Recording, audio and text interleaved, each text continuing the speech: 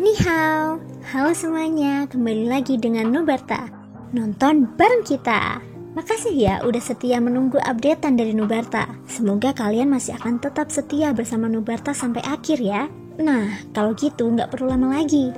Yuk langsung aja kita siapkan diri dan hati kita ke episode berikutnya. Selamat mendengarkan. Di langit yang jauh, terlihat jari hijau besar melesat ke angkasa. Reak spasial yang kuat terus menyebar dari tubuh jari hijau itu. Kekuatan mengerikan semacam itu, seperti letusan gunung berapi, dipenuhi dengan kekuatan penghancur. Tampaknya itu hanya akan berhenti ketika semua yang ada di depannya hancur. Di langit, sosok manusia yang mengenakan tabir emas berdiri di depan jari besar ini. Jika diperhatikan dengan seksama, ternyata sosok manusia ini tidak mengenakan tabir emas. Sebaliknya, ada lapisan cahaya keemasan samar yang menutupi permukaan tubuhnya. Dilihat dari kejauhan, dia tampak seperti manusia yang terbuat dari emas, memancarkan perasaan yang tidak bisa dihancurkan. Namun pada saat ini, tidak ada keraguan bahwa target jari hijau besar ini adalah sosok manusia emas di depannya. Di tanah di bawah, lelaki tua itu tidak dapat menahan rasa terkejutnya saat melihat Shoyan di langit memperlihatkan penampilan seperti itu. Hanya dengan lapisan cahaya keemasan yang samar. Mungkinkah Shoyan ingin mengandalkannya untuk menghalangi jari penghancur miliknya? Memikirkan hal ini, semua doki yang tersisa di dalam dirinya dituangkan ke dalam jari hijau besar di langit. Cahaya hijau yang menyilaukan segera dipancarkan, menerangi seluruh tempat dengan warna hijau. Jari hijau ini sudah mengandung semua doki di tubuhnya. Setelah serangan ini, terlepas dari apakah itu berhasil atau gagal, dia pasti akan memasuki kondisi di mana dokinya habis. Jari penghancur akan menentukan siapa yang akan berdiri di antara dia dan Shoyan. Di langit, jari hijau besar itu semakin dekat dengan Shoyan. Shoyan tiba-tiba mengangkat kedua lengannya dan menyilangkannya di depan dadanya. Kekuatan dalam tubuhnya terkumpul dengan cepat dan keduanya bertabrakan. Suara yang menggetarkan bumi tiba-tiba bergema. Badai energi yang mengerikan langsung menyapu. Hutan runtuh dan terbakar habis. Hutan seluas hampir 1000 kaki rata dengan tanah. Kengerian teknik Do kelas roh diperlihatkan pada saat ini. Gelombang doki hijau pekat menutupi sebagian besar langit. Energi di dalamnya terus meledak. Ledakan seperti guntur terdengar berulang kali di area ini. Baru setelah beberapa lama area ini kembali sunyi. Apakah sudah berakhir? Lelaki tua berwajah pucat itu memanjat dari tanah dengan susah payah. Mulutnya terengah-engah saat ia terburu-buru mengangkat kepalanya. Pandangannya mengamati awan hijau tebal itu. Setelah memastikan tidak ada fluktuasi aura di sana, dia akhirnya menghela nafas lega dalam hatinya.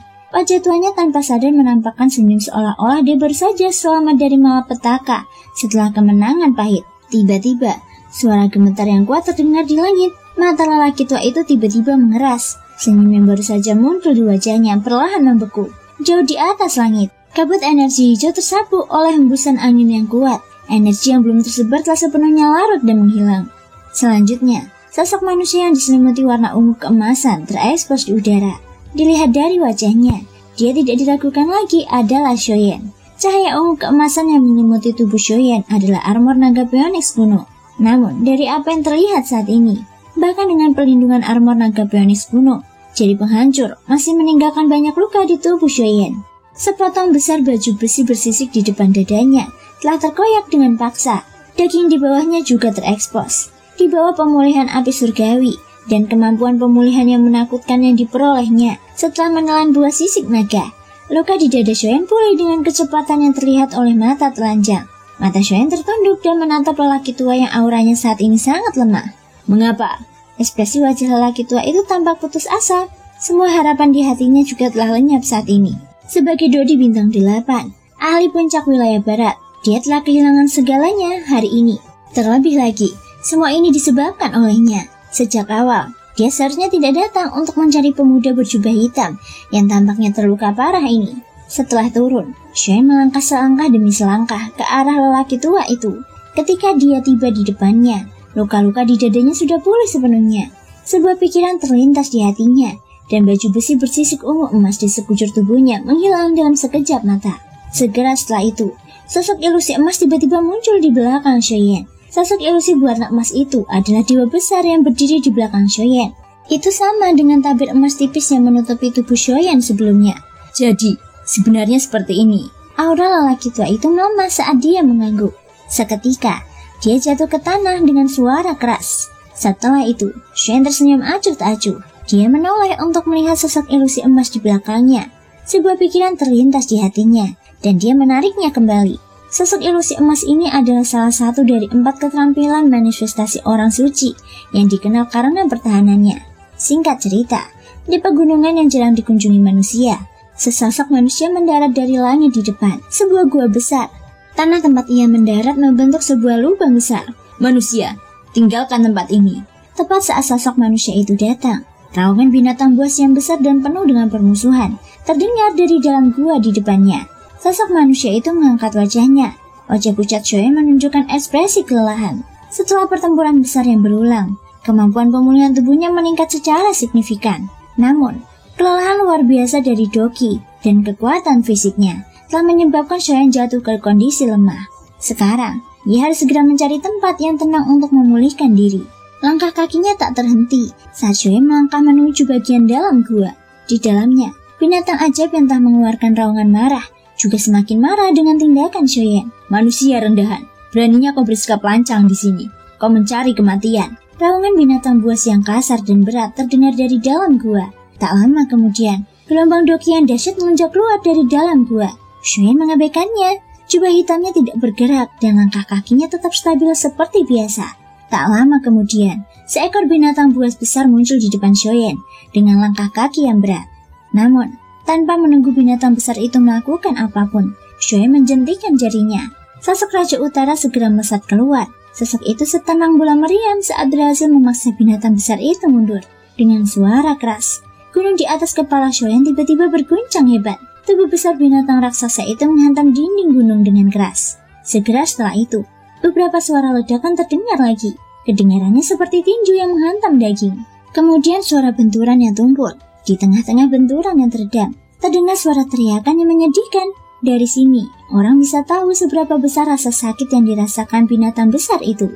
Dengan kendali pikiran Shoyan, suara benturan di kedalaman gua akhirnya berhenti. Kemudian terdengar suara angin kencang, dan Raja Utara dengan cepat kembali ke sisi Shoyan. Langkah kaki Shoyan tidak berhenti. Baru ketika ia tiba di sisi binatang besar itu, ia berhenti. Pada saat ini, binatang besar itu tertanam di gunung dengan tubuh penuh luka.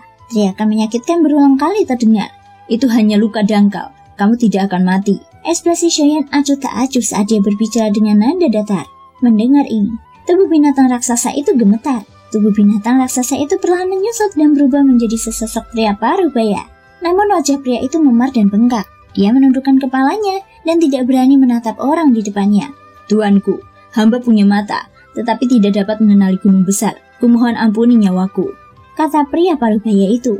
"Baiklah, aku tidak ingin membuang-buang nafasku denganmu. Jika kau ingin hidup, maka keluarlah dan berjagalah. Jangan biarkan siapapun mendekat. Aku juga akan meminjam bubuk pembersih otot milikmu." Setelah memberi instruksi dengan cepat, Shoyan memasuki gua itu tanpa ragu-ragu. Ketika pria parubaya itu mendengar kata-kata Shoyan, dia berdiri di sana dengan lelong untuk waktu yang lama. Hatinya langsung hancur. Namun, pada akhirnya, di bawah tekanan kuat Shoyan, dia meninggalkan gua itu dengan hati yang penuh dengan keluhan. Dia tidak berani melarikan diri, jadi dia hanya bisa dengan patuh berjaga di pintu masuk dengan tak berdaya. Pertama, seseorang telah menerobos masuk ke guanya, lalu dia dipukuli tanpa alasan. Sekarang, dia bahkan meminta barang-barangnya. Siapa yang bisa menerima hal seperti itu? Jika bukan karena kekuatan pihak lain yang menekannya, dia akan bertarung dengan mempertaruhkan nyawanya. Namun, demi bertahan hidup, dia akhirnya menanggungnya. Hidup memang seperti ini. Pukulan menyakitkan akan selalu muncul di hadapan Anda. Pada saat yang paling tidak terduga, Anda tidak akan mampu mempersiapkan apapun. Namun, ini adalah harga yang harus dibayar untuk bertahan hidup. Di kedalaman gua, Shoyan langsung mendatangi sebuah batu raksasa yang tampaknya tidak mencolok. Ia memerintahkan Raja Utara untuk menyingkirkan batu raksasa itu. Seketika, sebuah kolam batu raksasa muncul di hadapan Shoyan. Di dalam kolam batu itu, ada tumpukan bubuk putih yang tampak seperti kapur. Bubuk pembersih otot ini jauh lebih dari yang ia harapkan. Dengan demikian, cukup untuk memenuhi kebutuhannya. Setelah pertempuran besar yang berulang, kekuatan bertarung Shoyan mungkin telah meningkat cukup banyak selama proses ini. Tetapi luka-luka di sekujur tubuhnya sangat mengejutkan. Lupakan tentang luka luar, tetapi kerusakan pada organ-organ dalamnya membutuhkan waktu untuk pulih. Selain itu, jalur ki dalam tubuh Shoyan juga telah mengalami sejumlah kerusakan yang cukup besar selama pertempuran besar sebelumnya. Ini bukanlah sesuatu yang dapat dengan mudah dipulihkan dengan mengandalkan kemampuan pemulihan tubuhnya saja. Oleh karena itu, dia telah datang jauh-jauh ke tempat ini. Sesuai namanya, bubuk pembersih otot memiliki efek ajaib untuk membersihkan meridian dan sumsum tulang. Khasiat obat yang terkandung di dalamnya dapat diintegrasikan ke dalam meridian dan tulang, memperkuat fisik, dan meningkatkan ketahanan tubuh secara keseluruhan. Banyak ramuan yang digunakan untuk memperluas meridian, sering menggunakan bubuk pembersih otot sebagai bahan utama. Namun, dengan situasi Shoyan saat ini, jelas mustahil untuk memurnikannya menjadi ramuan. Jadi ia hanya bisa memilih untuk langsung menelannya dan memurnikannya. Tanpa pilihan lain, Shoyan sama sekali tidak ragu. Ia membuka mulutnya dan kekuatan hisap langsung menyembur keluar. Gumpalan besar bubuk tersedot ke dalam mulut Shoyan. Segera setelah itu, gumpalan itu seperti gumpalan pasir besar saat Shoyan menelannya dengan susah payah. Begitu bubuk pembersih otot memasuki tubuh Shoyan, bubuk itu dengan cepat berubah menjadi energi kuning coklat. Saat energi yang sangat besar itu terus mengalir, energi itu bahkan mempengaruhi luka-luka di tubuh Shoyan yang belum pulih. Sambil menggertakkan giginya erat-erat, Shoyan dengan kuat menahan gelombang rasa sakit yang terpancar dari tubuhnya. Ia mulai memobilisasi api surgawi di dalam pusaran, mengalirkan energi putih susu ke berbagai meridian di tubuhnya. Baru kemudian, ia menggunakan api surgawi untuk memurnikannya perlahan-lahan. Bubuk serbuk pencuci obat benar-benar mulai terbakar di dalam api surgawi. Kotoran di dalamnya terus-menerus dihilangkan di bawah pemurnian api surgawi. Sedikit demi sedikit, berubah menjadi cairan kental berwarna putih susu yang menutupi jalur ki di seluruh tubuh Shoyan.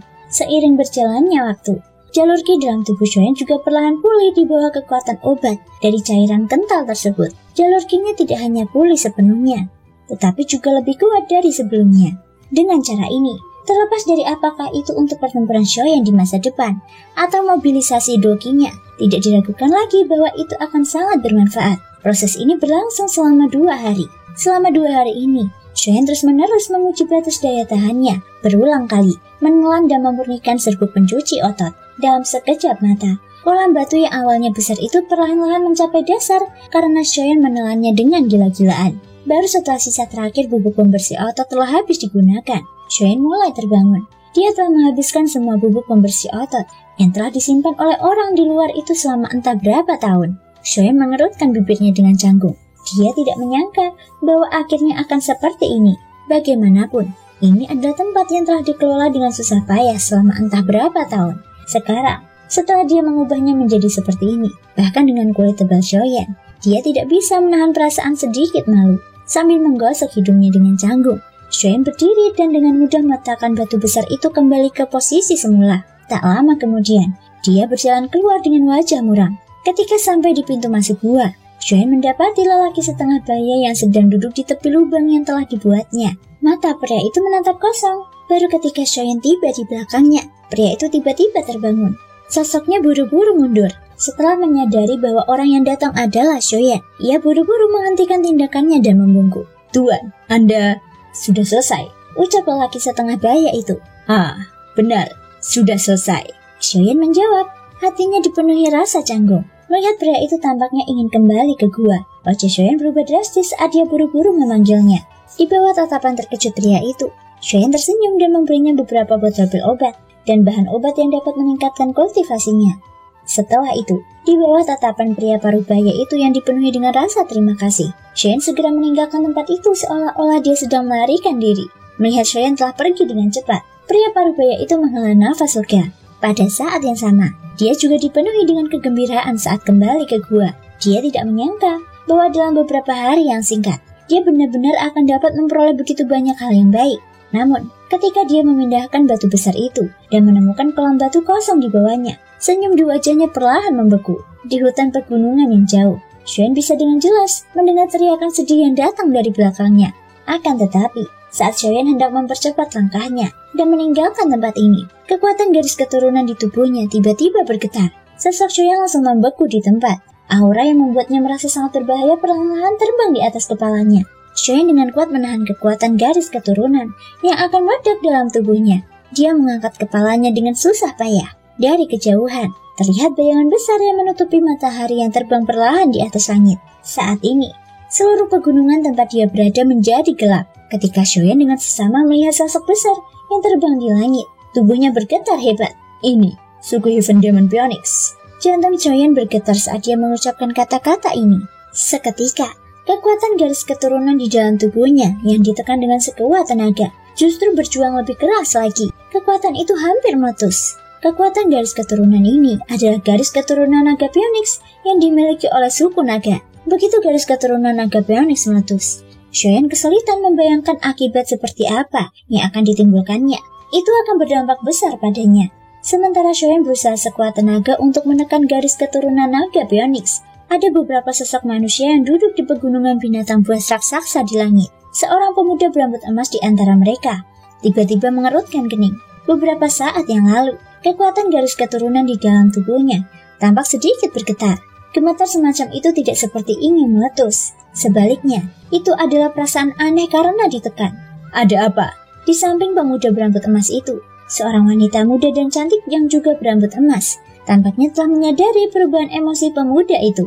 Dia tersenyum dan bertanya, "Baru saja, sepertinya aku merasakan kekuatan garis keturunan lain." Pria berambut emas itu menjawab dengan nada serius. Mendengar ini, wanita itu tersenyum dan berkata, "Jangan lupa, ini wilayah mereka sekarang. Wajar bagi kita untuk bisa merasakan kekuatan garis keturunan. Tidak ada yang perlu dikhawatirkan," ucap wanita itu. Mendengar ini, lelaki berambut emas itu mengerutkan kening dan merenung sejenak. Baru kemudian dia menarik pikirannya. "Kuharap begitu. Kuharap itu hanya imajinasiku," ucap pria berambut emas itu. Tatapannya sekali lagi menatap lurus ke depan. Di bawah penerbangan lambat burung besar itu, mereka terbang menuju kedalaman di wilayah gurun berat. Hanya beberapa lama setelah orang-orang ini benar-benar pergi, Joyen yang berada di hutan pegunungan akhirnya pulih dari tekanan yang menakutkan sebelumnya. Mulutnya terengah-engah saat dia duduk di tanah. Seluruh tubuhnya kelelahan, seolah-olah telah kehilangan semua kekuatannya. Terima kasih semua sudah mau mendengarkan dari awal sampai akhir. Sampai jumpa di episode berikutnya.